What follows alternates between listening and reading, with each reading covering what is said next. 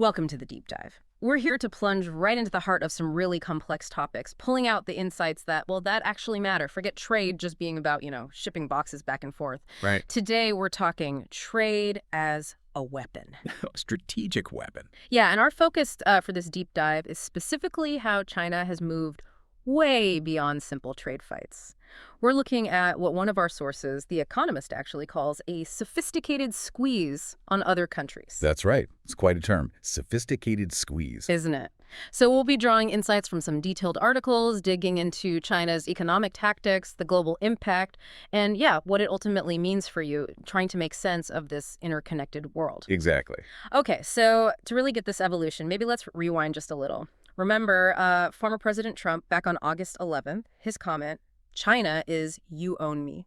Oh, I remember that. Very direct. Very direct. And for a lot of people, the whole trade tension thing felt like, well, like a predictable, almost old school tit-for-tat tariff war. Yeah, that was definitely the headline view, wasn't it? Straightforward response to tariffs.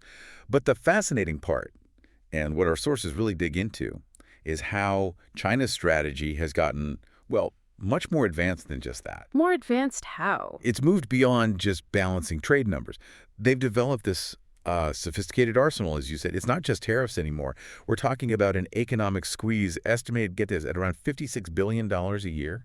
56 billion. Wow. Yeah. I mean, to put that in perspective, that's like the entire annual GDP of a decent-sized European country, Yeah. just sort of diverted or suppressed through these tactics. So how does a country even do that? How do you turn trade policy into such a powerful tool? That's the core question, isn't it? So this sophisticated arsenal you mentioned, where does China start? How do they actually exert this leverage? What's the foundation? Well, a huge part of it is their dominance in critical raw materials. That's a massive lever. And it's not just about having big market share. It's more about embedding this deep dependency. So deep it forces others to make concessions. Dependency on what exactly? Rare earth minerals, mostly. Yeah. China controls something like 70% of the global output. 70%. Yeah. And these aren't just some obscure metals. They are absolutely vital for advanced manufacturing. Think refined magnets, specialized metals. Stuff needed for EVs, defense systems, that kind of thing. Exactly. Crucial inputs for things many American firms and others globally absolutely rely on. No. So this control lets China essentially dictate terms or even just threaten to restrict supply. It weaponizes those basic resources. Okay, so they control the raw materials, the start of the pipeline. But it doesn't stop there, right? What about exports? What levers do they pull there? Right. It builds on that. In 2020, China rolled out an export control law. And it's incredibly broad. Basically, it set up this licensing system that covers roughly 70% of China's exports. 70%. That sounds massive. How do they manage that? Well, the focus tends to be on what they call dual-use goods. Stuff with civilian and military applications. Precisely, like advanced computer chips, certain types of software, also key inputs for manufacturing, battery materials, critical tech, and alongside that, they maintain an entity list. Ah, like the U.S. uses, targeting specific companies. Exactly like that, yeah. It targets specific foreign companies, even individuals, restricting their access to Chinese goods or services. It's a parallel tactic, definitely, but the scale China applies it on is significant. Okay, 70% coverage, entity lists. I mean, how does a system that huge even function day to day? Doesn't it create enormous bottlenecks? That's a really good point. It is complex. But sometimes the effectiveness isn't just in blocking things outright. It's in the potential for delay, the discretion it gives officials. It creates uncertainty. And uncertainty is a powerful tool in itself. Which brings us to what this actually means for companies, trying to operate either in China or just globally. If we zoom out a bit, China doesn't just target individual firms. They actively target whole foreign industries. Like which ones? Well, the sources point to examples like lithium-ion batteries. Solar technology is another big one. The strategy isn't just about attracting these companies. It's about concentrated production inside China. They back this with huge domestic subsidies. So creating a chokehold on the supply chain. Exactly. It weaponizes the supply chain. If you want to compete in those sectors, you basically have to produce there under their conditions. We're also seeing them use things like national security reviews, more often on foreign investment. And there are these reports, quite concerning ones, about European car makers finding it incredibly difficult to actually pull out of China, even when they want to. Wow. So it makes leaving really hard, too. It highlights just how pervasive the control could become. Disentangling is tough. Okay, we've talked government actions, export controls, investment hurdles, but it's not just top-down pressure, is it? What about, like, public opinion? Does that play a role? Oh, absolutely. That's another layer to this sophisticated squeeze. The state level stuff is powerful, sure. But China has also become very adept at, well, weaponizing its own consumers. How does that work? Like, boycotts? Yes, exactly. Leveraging consumer pressure, sometimes orchestrating boycotts against foreign goods. We saw that very clearly against South Korea, remember, after they deployed the Thayaz missile system. Right, the U.S. anti-missile system. Beijing wasn't happy. Not at all. They saw it as a major security threat. Hmm. And then more recently, there was backlash against Australia after they called for that inquiry into COVID-19's origin. So these aren't just spontaneous consumer choices. It doesn't seem like it. Hmm. They often appear to be strategically directed campaigns, and they inflict real economic pain on the countries and companies targeted. That makes sense. Strategic boycotts.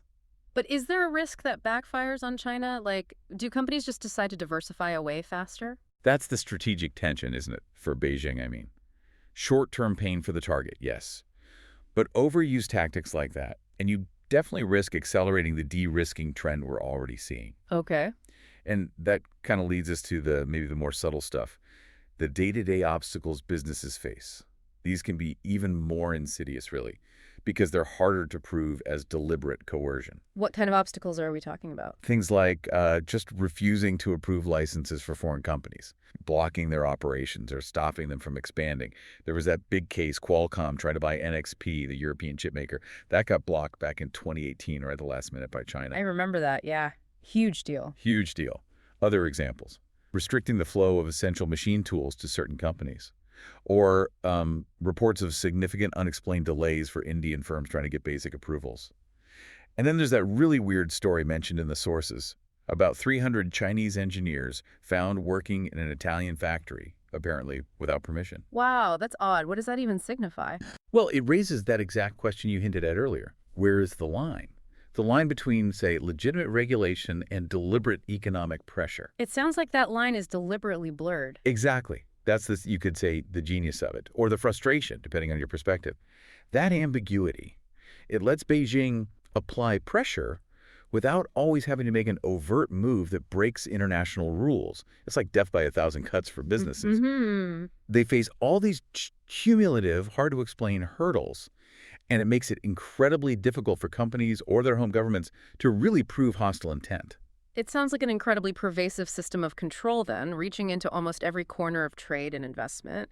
So what does this all mean for countries like the US or in the EU that are actively trying to de-risk, trying to diversify their supply chains away from China? It sounds really hard.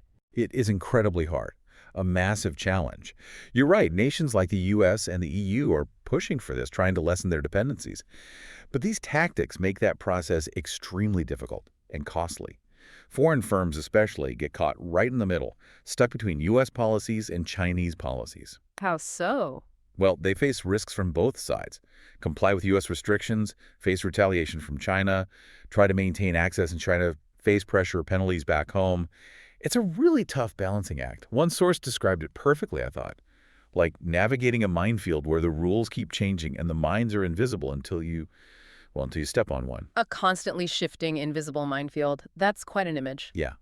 And if we step back again just to see the bigger picture, while these tactics give China a lot of leverage, in the short to medium term, they also carry pretty big risks for China itself. Risks like what? Well, for one, aggressive moves provoke responses. Retaliation from other countries. They also absolutely accelerate that trend we mentioned. Economic decoupling, countries actively looking to reduce ties. And, at the end of the day, this could actually harm China's own long-term economic health and its global standing. If trust erodes, nations will look elsewhere for more reliable partners. It's a high-stakes game they're playing. Definitely high stakes. This deep dive, it's really laid bare how China's approach to trade has shifted, hasn't it? Moving from those simpler tariff disputes to this multi-layered, really sophisticated squeeze. Yeah, using everything from resources, tech controls, investment levers, market access. It's a full toolkit. It truly is. Which leaves us with a pretty big question, I think. As economic interdependence itself becomes more and more of a strategic battlefield, how can nations possibly strike that balance? The balance between Reaping the benefits of global trade, which are real, and the absolute need to protect their own economies, their own sovereignty from these kinds of vulnerabilities, it's a question that's going to shape everything for years, maybe decades to come. Something for all of us, really, governments and citizens to think about.